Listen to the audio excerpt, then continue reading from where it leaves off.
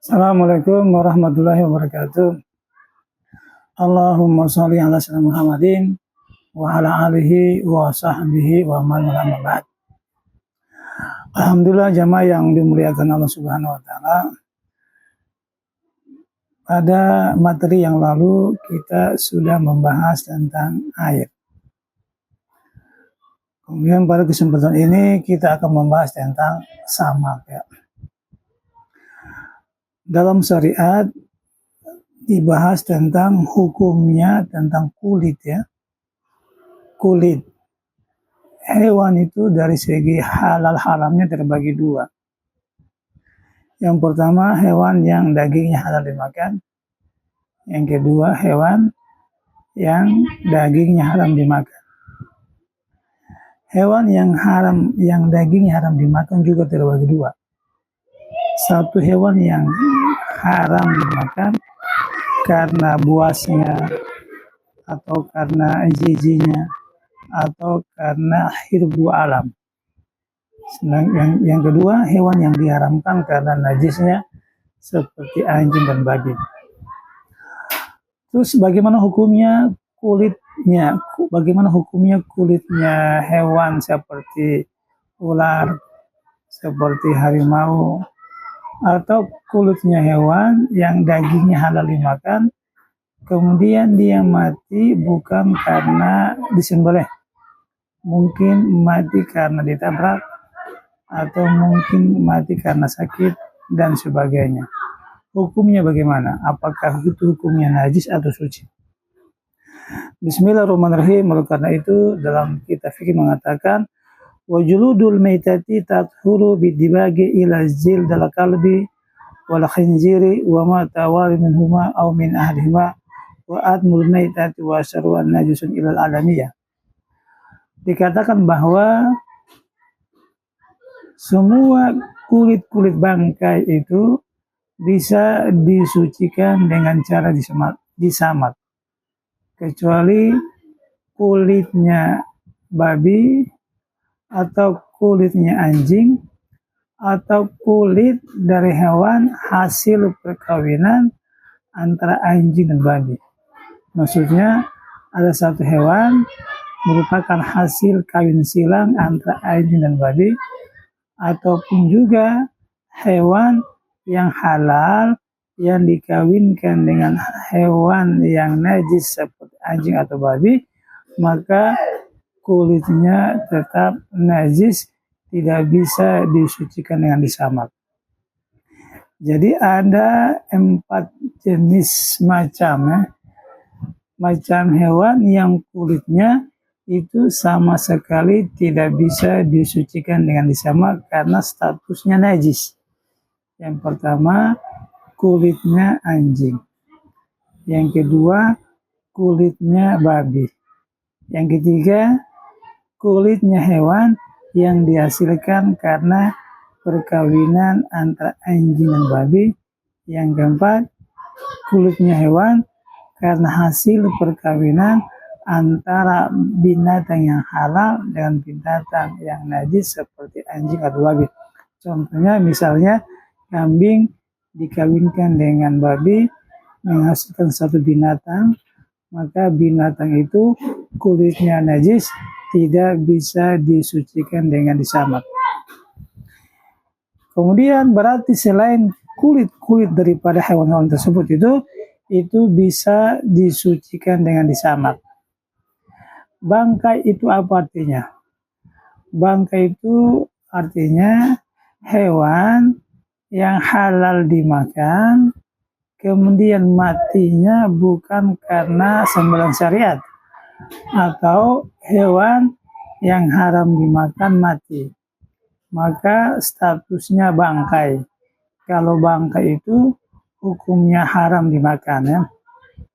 Misalnya ada sapi mati karena ketabrak, berarti sapi itu statusnya bangkai, dagingnya haram dimakan dan kulitnya menjadi najis. Atau juga kambing ya, kalau mati karena sakit, karena ditabrak, maka kulitnya itu menjadi bangkai, dagingnya juga menjadi bangkai, maka tidak bisa dimakan. Lain halnya kalau hewan kambing atau sapi yang matinya karena disembelih, maka hewan tersebut statusnya dagingnya halal dan kulitnya halal dimakan. Tidak perlu disamak lagi ya. Maka ada yang kita jumpai di pasar, misalnya kikil sapi ya, atau keripik kulit ya. Ini terbuat daripada kulit sapi atau juga mungkin kulit kambing ya. Jamaah yang dimuliakan Allah Subhanahu wa taala, jadi kulit bangkai ya.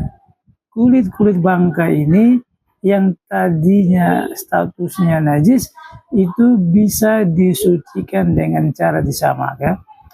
Kalau kulit tersebut disucikan dengan cara disamak, maka statusnya menjadi suci. Menjadi suci itu maksudnya bukan halal dimakan. Maksudnya kulit tersebut bisa kita buat mungkin menjadi tas atau juga menjadi pakaian, jaket, atau juga menjadi ikat pinggang atau dompet. Kemudian kalau kita pakai dalam tubuh kita, dipakai menempel dalam tubuh kita, misalnya dompet kulit, dari kulit buaya misalnya, lalu kita sholat dengan dompet yang terbuat dari kulit buaya. Kalau kulit buaya tersebut sudah disamak, maka statusnya suci. Berarti kalau kita sholat dengan membawa dompet yang terbuat dari kulit buaya yang sudah disamak, maka sholatnya sah karena bukan dianggap membawa najis. Akan tetapi kalau kulit buaya tersebut belum disamak, langsung dibuat, mungkin dijemur langsung menjadi kulit, kita buat menjadi dompet dipakai, maka hukumnya itu masih najis, sholatnya tidak sah ya. Jadi ulang lagi bahwa kulit bangkai itu bisa disucikan dengan disamak. Jadi menyamak itu artinya proses untuk membuat kulit yang tadi statusnya najis menjadi suci ya. Proses untuk membuat kulit yang tadi statusnya najis menjadi suci. Menjadi suci dalam arti bukan halal dimakan, tetapi kalau kita membawanya di waktu sholat, maka sholat kita dianggap sah, tidak membawa najis. Lah bagaimana cara kita menyamak kulit binatang ya? Menyamak kulit binatang. Maka caranya yang pertama, kulit tersebut kita bersihkan sisa-sisa daging yang melekat pada kulit tersebut. Kemudian setelah itu kulit tersebut dicelupkan dengan sesuatu yang pahit ya. Misalnya dengan air pepaya. Kita remas air pepaya sedikit banyak. Kita celup kulitnya. Setelah dicelup diangkat. Kemudian dijemur sampai kering. Setelah kering maka kulit ini masih statusnya mutanajis. Tidak bisa digunakan. Jadi disiram lagi dengan air yang bersih. Setelah itu kulit tersebut statusnya menjadi suci ya. Kemudian dijemur sampai kering, baru kita boleh menggunakannya. Mungkin dibuat dompet, dibuat tas, dibuat ikat pinggang, kita pakai di waktu sholat, maka sholatnya sah karena kulit tersebut telah suci dalam proses menyamak ya. Dalam fikih Syafi'i mengatakan kulit yang disamak ini itu sucinya lahir batin. Bagian luarnya kulit dan bagian dalamnya kulit itu dianggap suci. Nah, bagaimana kita ingin mengetahui ya mana kulit yang bagian luar, mana kulit bagian dalam? Kulit yang bagian luar itu kulit yang terlihat dari sisi muka belakang ya. Itu yang terlihat. Yang bagian batin itu yang nggak terlihat, kecuali kita belah bagian dalamnya, itu dikatakan sisi bagian dalamnya kulit. Dalam fikih Syafi'i bahwa kulit yang sudah disamak itu sucinya luar dan dalam, lahir batin. Maksudnya bagaimana? seandainya kulit tersebut basah, lembab, maka yang di dalam juga statusnya suci. Ini menurut fikih Syafi'i. Cuma ada fikih yang lain mengatakan bahwa kulit yang disamak itu statusnya suci bagian luar saja, bukan bagian dalam. Maksudnya bagaimana? Kalau dia kering, berarti statusnya suci. Tapi kalau dia basah, maka statusnya mutanajis.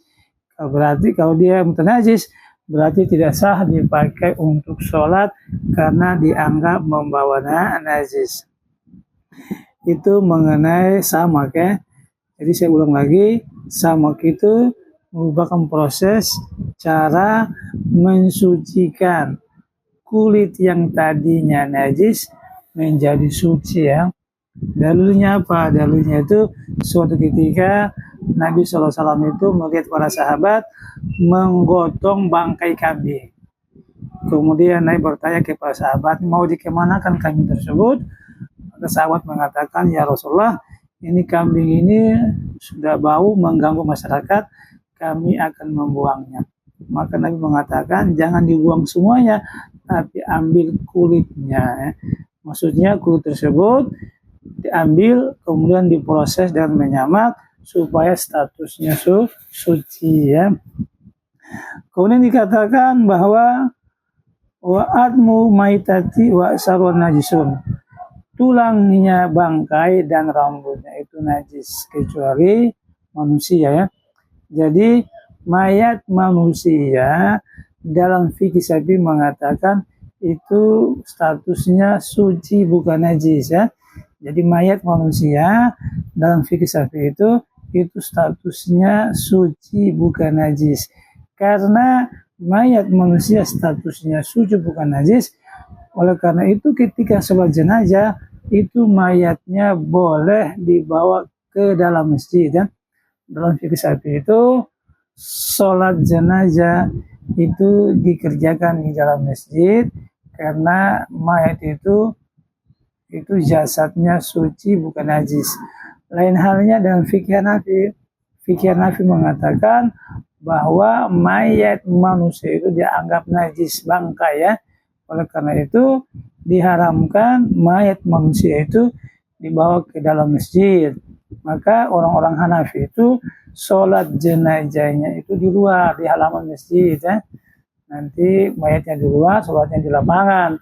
Kenapa ya? Karena menurut fikih mereka bahwa mayat manusia itu najis. Dan juga kebetulan sholat jenazah itu nggak ada ruku dan sujudnya. Jamaah yang dimuliakan Allah Subhanahu wa Ta'ala, itu mengenai tentang samak. Lah, bagaimana hukumnya? Bagaimana hukumnya kalau kita menyembelih hewan yang ada janinnya?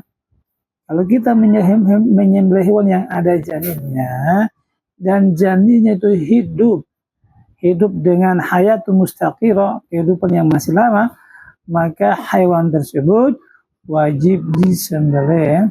Kalau nggak disembelih kemudian mati, maka statusnya bangkai. Akan tetapi kalau hewan yang hamil yang kita sembelih terus janinnya ikut mati, maka janinnya itu dianggap halal. Karena hadis mengatakan bahwa sembelihan janin itu sama halnya dengan menyembelih induknya ya. Ulang lagi, kalau hewan yang hamil disembelih kemudian janinnya mati, maka statusnya halal. Akan tetapi kalau hewannya hidup dan hidupnya masih lama, hayatun mustaqirah, maka hewan tersebut wajib dipotong supaya halal. Kemudian dikatakan jamaah yang Allah Ta'ala, diharamkan kita itu mencabut bulu hewan dalam keadaan hidup ya. Diharamkan kita mencabut bulu hewan dalam keadaan hidup. Karena itu menyakiti ya. Karena kebiasaan dulu ya orang-orang kampung ada sebagian dari mereka itu suka mencabut bulu ayam yang digunakan untuk buat korek-korek kuping ya. Itu hukumnya nggak boleh, hukumnya haram karena menyakiti binatang. Kemudian jamaah yang dimuliakan Allah Subhanahu wa taala, kemudian mengenai nasab ya. Mengenai nasab, seorang anak itu ikut kepada bapaknya. Mengenai nasab, seorang anak itu mengikuti bapaknya. Tidak boleh mengikuti ibunya. Jadi nasab itu mengikuti kepada bapaknya, bukan kepada ibunya. Kemudian jamaah yang dimuliakan Allah Subhanahu wa taala, kemudian mengenai anak ya.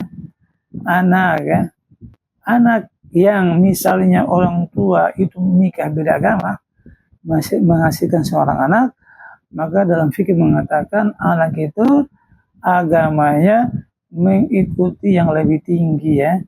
Maka kalau orang Islam kawin dengan orang non-Islam, maka anaknya itu statusnya Islam ya. Artinya statusnya Islam ya. Itu mengenai anak ya. Bahwa diulang lagi mengenai nasab, seorang anak itu ikut kepada bapaknya.